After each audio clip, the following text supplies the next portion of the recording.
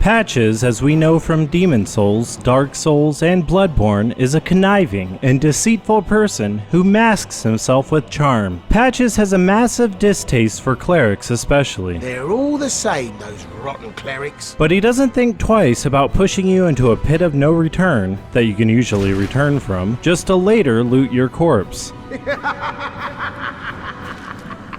This is what I do, my friend. The trinkets I'll be stripping off your corpse, that's the real treasure.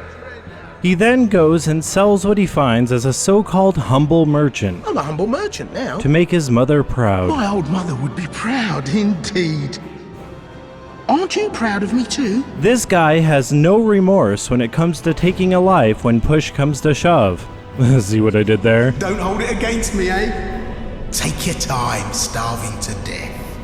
Then I'll sell every last trinket off your corpse. Many people have compared mild-mannered Pate from Dark Souls 2 to Patches, and that allegation is not completely unfounded. They both use great shields and spears and are looters. But there is a difference in Pate's personality being a lot more subtle than Patches. While Pate's personality is possibly and most likely a very convincing facade, Pate is instantly charming, cares for your well-being, forewarns you of traps, and never forces your hand. Patches has no problem attempting murder for instant looting gratification, then responding with charm and ignorance when his victims survive to get out of it, whereas it seems Pate builds his victims' trust first by partnering with them, then sitting in the dugout when it comes to dangerous situations just to have his partner do all the dirty work. All's well and good if you survive, but you can bet your boots he'll swoop in for your boots when you die. But still, I find some things very unclear, so a full analysis of the events that transpire between Pate and Creighton should shine some light on the subject. Praise the sun. You first find Pate sitting next to an open gate. Hello there.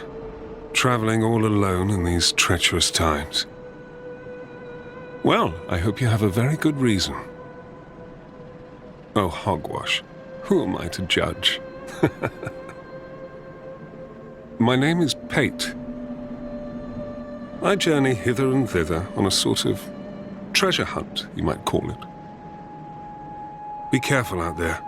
There's talk of unsavory bandits who prey upon travelers like yourself. Pate instantly charms you. He seems like a swell guy. He even proposes how strange it is to be wandering by yourself, even when you're not wandering by yourself. Come on, Pate, you don't see Lautrec right there? You may pay no notice to the last line of his dialogue at first, as it just seems like a nice little warning. But then, the more he says it, it starts to sound more devious, almost as if he's talking about himself. Then he goes on to warn of the dangers that may lie beyond that trap gate. Oh yes, you be cautious if you go any farther. And leaves it to your exploratory nature. I mean, this is Dark Souls. There's treasure in there for certain, but the entrance locks from behind. I saw the same design earlier, and it's the same contraption, I'm sure. I was with this warrior, you see, and he insisted that he go inside first. The rather brusque fellow tried to swipe the loot for himself, but it trapped him inside. I still have the gent's ring. I do hope he wasn't harmed. I'll leave this one to you. I'm worried about what might be inside. While it seems the closing of the gate was without Pate's intervention, I cannot rule out the possibility that he triggered the trap. But as you can see, the gate closes and Pate hasn't moved a muscle. This could be the developers cutting corners by not having to capture an animation you may not even see. So you can either infer he rigged the gate, or you can continue believing he's the charming little angel he appears to be on the surface. When you survive the ordeal, Pate is not surprised. Well, I see you managed to escape. I hope that brave warrior didn't come a cropper either. Be careful out there. There's talk of unsavory bandits who prey upon travelers like yourself. Oh, but you should take this. It allows undead to call out for help to one another across the fissures between worlds. With luck, somebody will lend you a hand. He even gives you the white sign soapstone for cooperation, to which his summon sign will appear right before the very first boss. Perhaps he sees you as a valuable asset, or perhaps he just wants to cooperate with you. By summoning him and defeating the boss with him, you are basically agreeing to partner with him, and so he will appear in another location later with fine rewards. Creighton is another character of Dark Souls 2 which has been compared to Lautrec from Dark Souls, and Lautrec has been considered the spiritual successor to Yurt of Demon Souls. The three characters are all very similar in the way they are found, usually locked away in a cage, and for good reason. Lautrec is a murderer, and it has been implied he killed at least 4 people, if not more, including the Princess of Sunlight. You see those boobs? Who would kill someone with such massive tits? Lautrec seems to be on some secret mission which likely has to do with his goddess, Fina. Yurt, on the other hand, is a psychopath who literally just wants to kill every human alive. My work in Boletaria is almost complete. I have murdered every surviving human. Except for one. He mentions his god when you kill him. Mephistopheles was right about you. Mephistopheles is a demon from German folklore. So, as if following a trend, you come across Creighton in a prison cell under lock and key. Your previous experience with Souls games probably tells you he's probably not a very good person. When you find this key, which seems carelessly tossed aside, and open the cell, he says, "Who are you? I thought you were that bastard for a moment. You've set me free. Now I can find him. The cheeky prick. He won't know what hit him. I am Creighton of Mirror. I travel from land to land to hone my blade. I've heard this land was full of danger. I thought it would suit me perfectly." So he came to this land in search of danger. Alright. I joined forces with a man on the way, but he was no more than a backstabbing knave. He took the first chance he had to try and off me. I decided to set a trap for him here. But then I got trapped myself. I can't believe that I was so dense. Thank the stars that you came along. He claims he partnered with this man, then tried to set a trap for him, who he asserts is a backstabber, and became victim to his very own trap. But how do you fall for your own trap? This isn't Looney Tunes, Creighton. You be careful of him. Pate, I think he said. He wears this rather unusual ring. You know it when you see it. He says the backstabber is Pate and wears this unusual ring, yet he makes no mention of it being his ring. Remember when Pate mentioned, The entrance locks from behind. I saw the same design earlier. I was with this warrior, you see, and he insisted that he go inside first. The rather brusque fellow tried to swipe the loot for himself, but it trapped him inside. I still have the gent's ring. I do hope he wasn't harmed. Pate makes the allegation that the cell closed in and locked on its own after Creighton was being greedy and foolish and rushed inside to take the loot for himself. I find this a little sketchy as 1, I don't see any loot in the cell with Creighton. 2, Pate also mentions he has Creighton's ring, whereas Creighton never alludes to the ring as being his. And 3, wouldn't somebody have to lock the cell door? I'm sure you have to turn a key in there to lock it. Clearly there's contradictions on both sides of the story here. I've seen his type before. He kills entirely for the pleasure of it.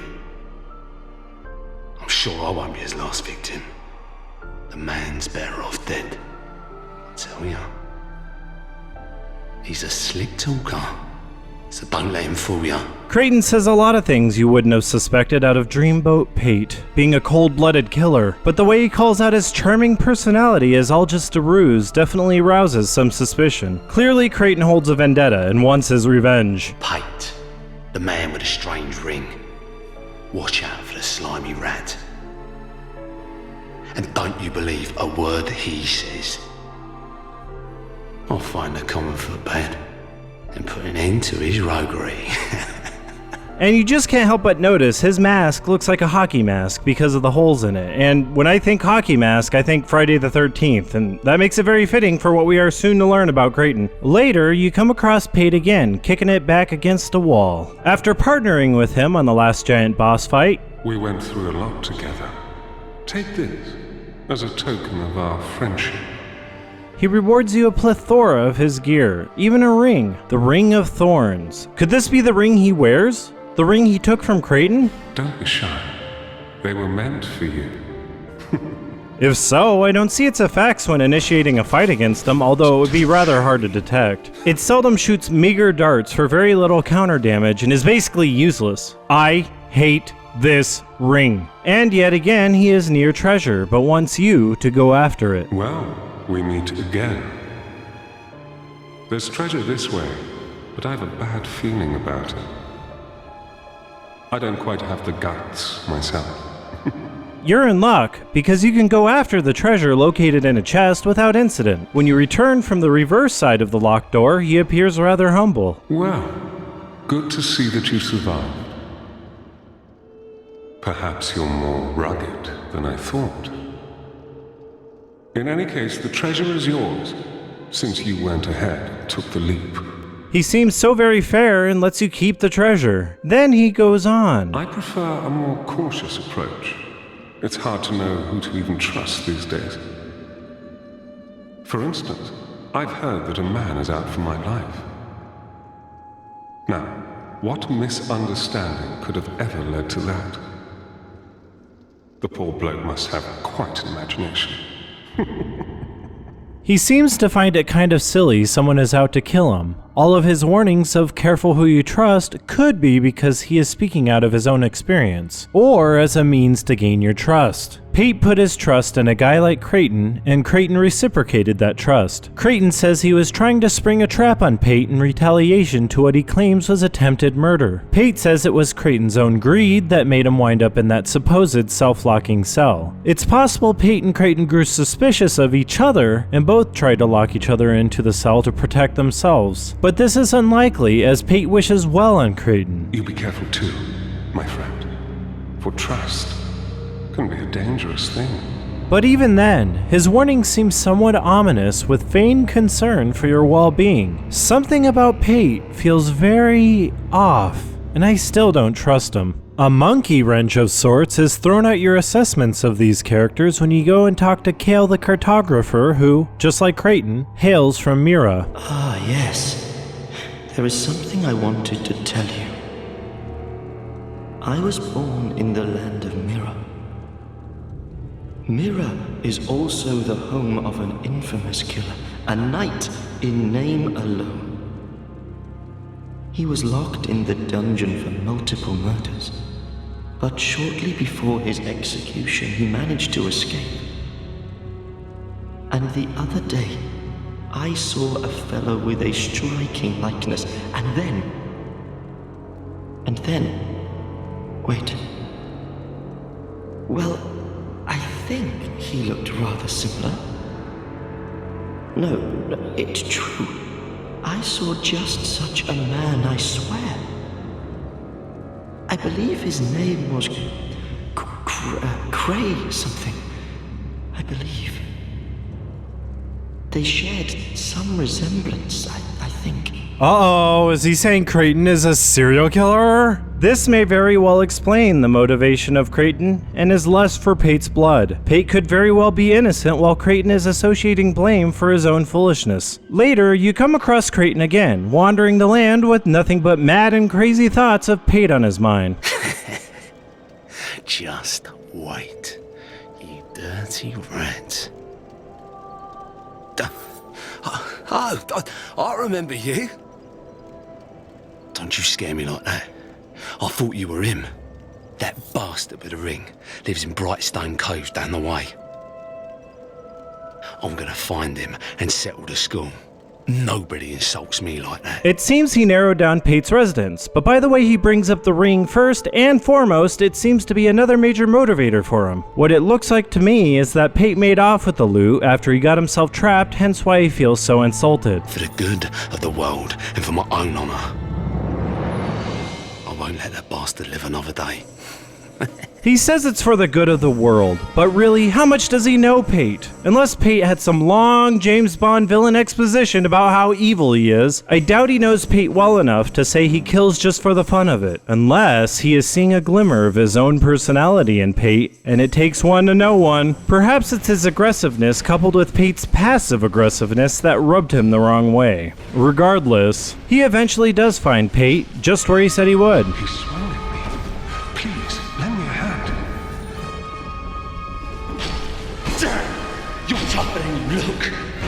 Now, you have a few ways to go about this Star Trek battle to the death that strangely leads to the same outcome. You can let the battle play out without intervening, and if Pate wins, he says, What was he thinking?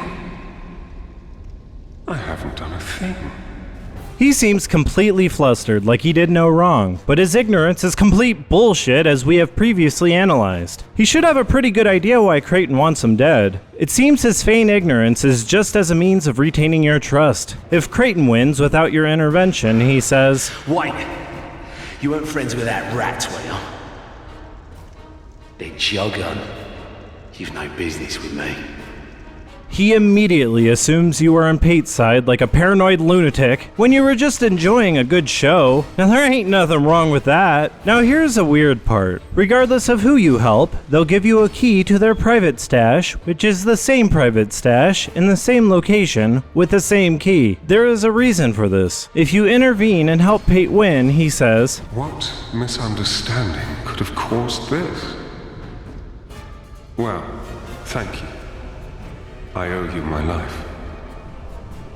My little pied-à-terre lies beyond here. You'll find some of my treasures there. Help yourself to those that suit you. Here, use this key. Be cautious on your travels.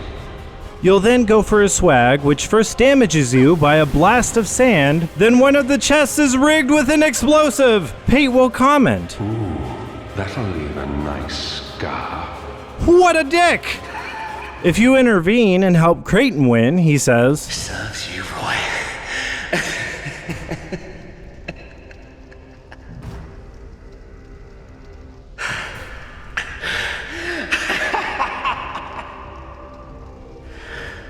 I did it.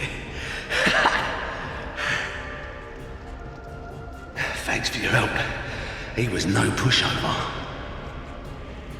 Here, take this and go to my bob hole down the way. That key looks familiar. What's there is yours. Just a small token of appreciation. Here, these are for you. Now you can cosplay as a serial killer with his entire armor set. It did me well. Just take them. You'll go to the same area with the same traps, and after getting a bomb in your face, Creighton will comment, I'll leave a nasty scar. "Are both these guys dicks?" And you never see either of them ever again. And to top it off, if you kill Pate beforehand, he will not show up. You. What do you want? That bastard's run off somewhere. And for some godforsaken reason you happen to be wearing the Ring of Thorns, you'll get a dialogue from Creighton pretty much setting in stone the fact that this was the unusual ring Pate wore, and that Creighton was after it. The two really were at odds over this damn ring. Your ring. That's his ring. You're not friends with the bastard, are you? Hand that ring over to me. He's no friend of yours. You can do without it. Think carefully before you answer. If you decide not to hand over the ring, I see how it is. You're another slimy toad. you'll aggro him, proving to him you're just like Pate, and he wants the ring. If you give him the ring, You killed him, didn't you? Fair play. As long as he got what he deserved. Here, take this and go to my bottle down the way. What's there is yours. Just a small token of appreciation. You did me well. you pretty much get the same dialogue as before. The ring vanishes from your inventory, and you bring tears of happiness to his eyes. You can't see it because of the mask, but they're there. In the item description of Pate's arsenal, there is a short, ominous paragraph that states, "It is not always advisable to stand out, especially if you have something to hide." This isn't talking about Pate's armor as much as his identity. It basically states that his charming sociopathic personality is as a means to blend in, because he actually harbors cruel intentions of gaining the trust of wanderers, using them, and victimizing them. There's also some unused dialogue of Pate found in the game's files. Perhaps there were more encounters with him they cut. It'll sound silly all pasted together like this, but enjoy. There's a right foul creature lurking this way. I'd say, why disturb the thing? But if you must go on, I'm not one to stop you. I wish I were more help myself, but I haven't much bravery in me. Oh, very sorry. But could you open this? Could you please open this? If you don't mind, could you open this? Phew, I'm saved. You are very kind. Thank you very much. It makes it more clear that Pate is playing the coward card. It seems he uses his best traits of charm, wits, and deceit to subjugate and gain his partner's trust. He backs out of risky situations and waits for something bad to happen to them, or if the time is right, he'll find a way to off or trap his partners. His whole charade is to make off with the loot his partners find one way or another, as in the case with Creighton and the ring. Then he will proceed to wait for another wanderer to use and victimize, as in the case with you, when he eventually leads you to a trap. When you aggravate Pate, he says, Oh, I can scrimmage, my friend. Not too shabby. he still maintains his shrewd attitude, belittling the fight as nothing more than a playful scrimmage, which does say a lot about his condescending personality. And what he says doesn't show much cowardice at all, proving it was all a ruse. And when you kill him, or he dies later, you get another crappy ring of thorns. What is up with that ring? I don't need another. Hell, I don't even need one. On the other hand, Creighton is a serial killer, which may have fueled his bloodlust for Pate after being betrayed by Pate's prior actions. Then, while sitting alone in that cell for some time, he figured out Pate's crimes against humanity and concocted his revenge plot. Regardless, in the end, it came to show the ring was very important to him, possibly because it was loot he worked hard at obtaining just to have it swiped away after being locked away. Their conflicting, yet similar personalities consisting of greed is what became of the whole fiasco in the end. Perhaps Patches from the other Souls games is a split between these two characters, one inhabiting the charming, cowardly side, while the other inhabiting the remorseless murderer side. What do you think? With all the dialogue and observations presented, who do you think is the bad guy? Or is it really just dependent on your choices and who you decide to save? My opinion is based on countless hours of analysis, but isn't it all up for you to surmise in the end? Most characters in Dark Souls 2 are very one-dimensional, but Pate stands out as being one of the most complex characters in the game. I still think these two have the most interesting dynamic when they come together that plays on your trust, constantly making you think and rethink